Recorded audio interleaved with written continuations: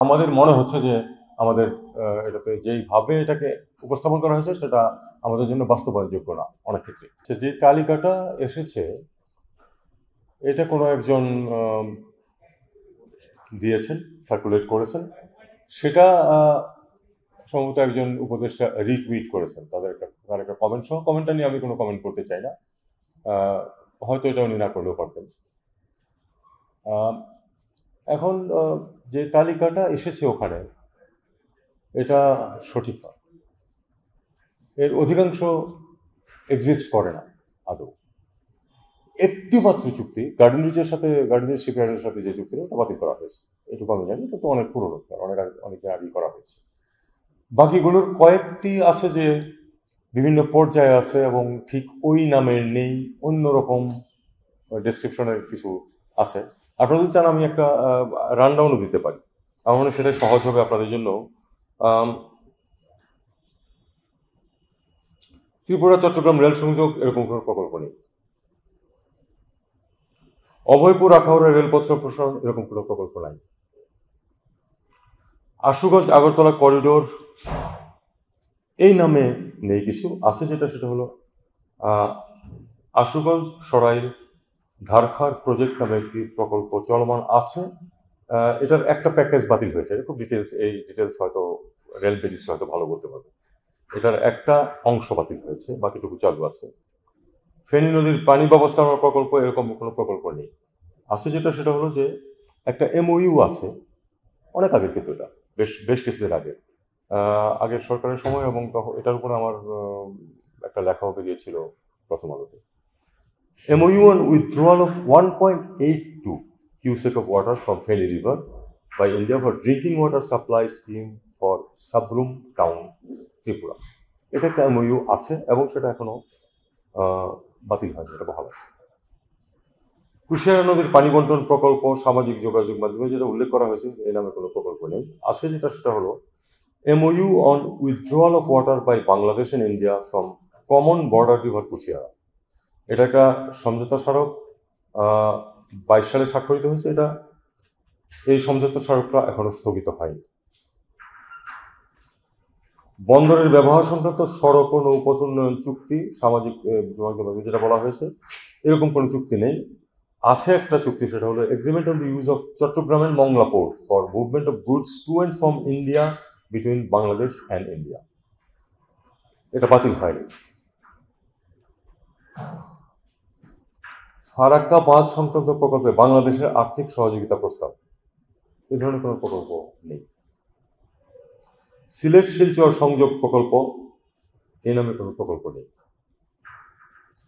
Petroleum pipeline সম্প্রসারণ চুক্তি এরকম কোনো চুক্তি হয়নি। আপনারা জানেন যে একটা পাইপলাইন নুমালীগড় থেকে পার্বতীপুর পর্যন্ত আছে, এটা সম্প্রসারণের জন্য প্রাথমিক আলোচনা হয়েছিল একসময়, কিন্তু যে বলা হচ্ছে যে সম্প্রসারণ চুক্তি এরকম কোনো চুক্তি নেই। ভারতীয় অর্থনৈতিক অঞ্চল প্রকল্প মিরসরাই ও মংলা, ভারতীয় লাইন অফ ক্রেডিট যেটা আছে এই বিষয়টি বাতিলের প্রক্রিয়া চলছে, বাতিল হয়নি, বাতিলের প্রক্রিয়া চলছে। আদানি পাওয়ারের সম্বন্ধে যেটা বলা হয়েছে এটা মোটামুটি ঠিক আছে, কারণ কোর্টের আদানি পাওয়ার এর সাথে বিদ্যুৎ আমদানি যে চুক্তি আছে এটার সাথে আলোচনা চলমান আছে, আপনারা সবাই জানেন। এটা তো অনেকবারই খবর পেয়েছে। এটা পুনর্বিবেচনার জন্য বা এটাকে রিফ্রেমিং করার জন্য তো আলোচনা চলছে, এটা চলমান। কোনো চুক্তি যে হয়ে গেছে বা বাতিল হয়েছে এরকম কোনো কিছু নেই, পুনর্বিবেচনা হচ্ছে আসলে। গঙ্গা পানি বন্টন চুক্তি আপনারা জানেন যে আগামী বছর শেষ হবে এটার মেয়াদ।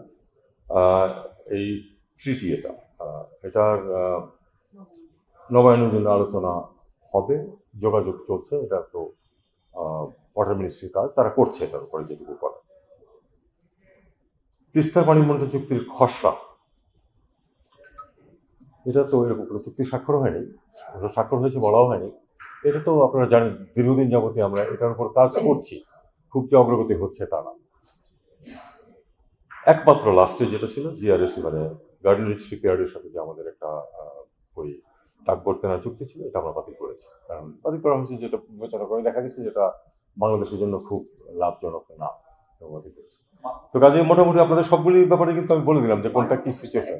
একটাই চুক্তি আসলে বাতিল করা হয়েছে, বেশ কিছু পুনর্বিবেচনা পর্যালোচনা চলছে। যখন কোনো নেগোসিয়েশন হয় তখন আসলে সার্বক্ষণিকভাবে সেগুলির তথ্য নিয়ে খুব বেশি কথা না বলাই ভালো। আমরা যখন এটা কোনো একটা চুক্তি যখন সই হবে অথবা বাতিল হবে আপনাদেরকে আমরা জানাবো।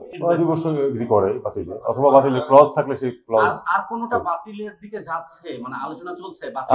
আমি যেটা বললাম আপনাকে যে আসলে এটা যখন কোনো একটা ক্ষেত্রে যখন একটা যেমন আদানি চুক্তি তো নিয়ে আমরা পর্যালোচনা করতেছি, এটা আপনাদেরকে সবাই জানেন আপনারা, এবং এটা মোটামুটি কোনো গোপন কোনো বিষয় নয়। মিরপুর এবং মংলা এটাতে লাইন অফ ক্রেডিটের আওতায় যে প্রকল্পগুলি সেগুলি আমরা বাতিল করার চেষ্টা করছি। যখন একটা প্রকল্প নেওয়া হয় কিন্তু লাভবান হবে ধরে নিয়েই কিন্তু সেই প্রকল্পটা নেওয়া হয়।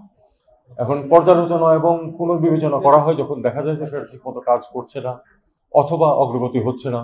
যেমন অনেক ক্ষেত্রে আমাদের লাইন অফ ক্রেডিট যেগুলি এসেছিল আপনারা জানেন যে দীর্ঘ সময়েও দেখা যায় যে একটা লাইন অফ ক্রেডিট এসেছে সেটাকে আমরা ইউটিলাইজ করতে পারছি, কারণ শর্তাবলী এমন যে দেশ লাইন অফ ক্রেডিট দেয় সেটা শুধু ভারত না অন্যান্য দেশও তাদের স্বার্থ সামনে রেখেই দেয়। আমরা দেখি যে তাতে আমাদেরও স্বার্থ রক্ষা হয় কিনা। আসলে তো পারস্পরিক স্বার্থ বিবেচনায় তো প্রকল্প নেওয়া হয়।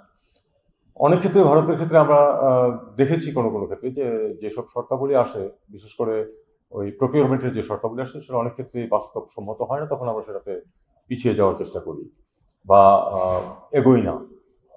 এটা হচ্ছে কিন্তু মানে লাইন অফ ক্রেডিটগুলি আপনারা যদি পর্যালোচনা করেন দেখবেন যে যত তাড়াতাড়ি মনে করা হয়েছিল যে সেগুলি বাস্তবায়ন করা যাবে সেটা করা যায়নি, কারণ পার্সেন্টেজ অফ প্রকিউরমেন্ট যেগুলি দেওয়া হয় সেটা অনেক সময় বাস্তবসম্মত না। প্রথম কথা হলো যে এক একটা চুক্তির বিষয় এক এক মন্ত্রণালয়ের অধীন, সেটার কতটুকু কোনটার ওয়েটেজ সেটা হলো এক প্রশ্ন, কতটুকু সেটা ক্ষতিকর হচ্ছে সেটা তারা বের করতে পারবে।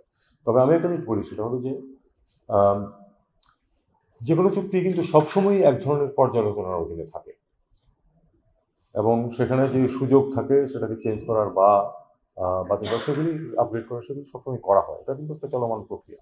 দেখুন দু দেশের মধ্যে বৈঠকটা তো এটা পররাষ্ট্র সচিব পর্যায়ের বৈঠকটা যেটা এটা এক ধরনের রেগুলার যে প্রতি বছর একবার করে হবে, এটা হলো নিয়ম। ধরুন এবছর তো হয়ে গেছে, আগামী বছর আরেকবার হয়তো হবে।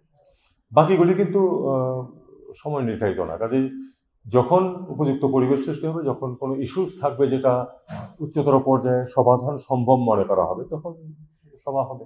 আমি তো ইনকিলাব করি না নর্মালি, তো আমার চোখে এটা পড়েনি না। অনেক সময় হয় যেটা পত্রিকা না পড়লেও সেটা চোখে আসে না। আসলে সব পত্রিকা তো পড়া সম্ভব না আমার পক্ষে, আমি তো সারাদিন তাহলে আমার শুধু পত্রিকা পড়াতেই কেটে যাবে। তো এটা আমার নজরে আসেনি। এখন যেহেতু নজরে আনা হয়েছে কাজে এই সম্বন্ধে আমার মতামত থাকি। আমরা বরং উল্লেখ করেছি যে যেহেতু একটি মিশন বন্ধ হয়ে গেছে মালিতে, সেখানে আমাদের একটা মেজর অংশ ছিল। সব সব ইউএন মিশনে তো সবার প্রতিনিধিত্ব থাকে না, কোনো কোনো দেশে একটু বেশি থাকে, যেমন মালিতে আমাদের বেশি ছিল। আমরা এই পয়েন্টটা বরং পয়েন্ট আউট করেছি তাদেরকে যে আমাদের ব্যাপারে যেন তারা এই বিষয়টা মনে রাখে যে অ্যাজ অফ টুডে 25% রিডাকশন যদি হয় সেটা আমাদের ক্ষেত্রে হওয়া উচিত না 25%। এই জন্য যে অল্প দিন আগে একটা মিশন বন্ধ করে দেওয়ার কারণে আমাদের পার্টিসিপেন্ট কমেছে। তবে একটা কথা আপনাদেরকে বলে রাখি যে আসলে মার্কিন যুক্তরাষ্ট্র যেহেতু ফাইন্যান্স কমিয়ে দিয়েছে কাজে এটা তাদের উপায় নেই না কমিয়ে, সেটা আমরা চেষ্টা করে যাচ্ছি যেন আমাদের ক্ষেত্রে সেই কমাটা যেন লেস দেন প্রপোর্শনেট হয়, আমরা সেই চেষ্টা করছি। আমার প্রসঙ্গ হচ্ছে যেটা সেটা হলো যে আমরা কাউকে ইউক্রেন অথবা রাশিয়ার পক্ষে যুদ্ধ করার জন্য অনুমতি দিচ্ছি না। আপনারা জানেন যে আমাদের দেশ থেকে প্রচুর মানুষ বিদেশে যায়, যেটা নিয়ে আমাদেরও সমস্যা আছে এবং অন্যান্য দেশের সাথেও আমাদের সমস্যা আছে। সেটা হলো যে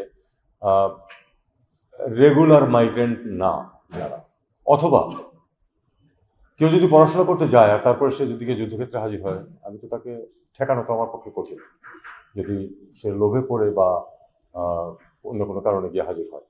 আমরা শুধু দেখবো যে আমাদের কাউকে জোর করে পাঠানো হচ্ছে কিনা, যদি হয় তাহলে আমরা সেটা অবশ্যই অপোজ করবো, কিন্তু আমরা সেরকম কিছু পাইনি এখন পর্যন্ত জোর করে কাউকে পাঠানো হচ্ছে।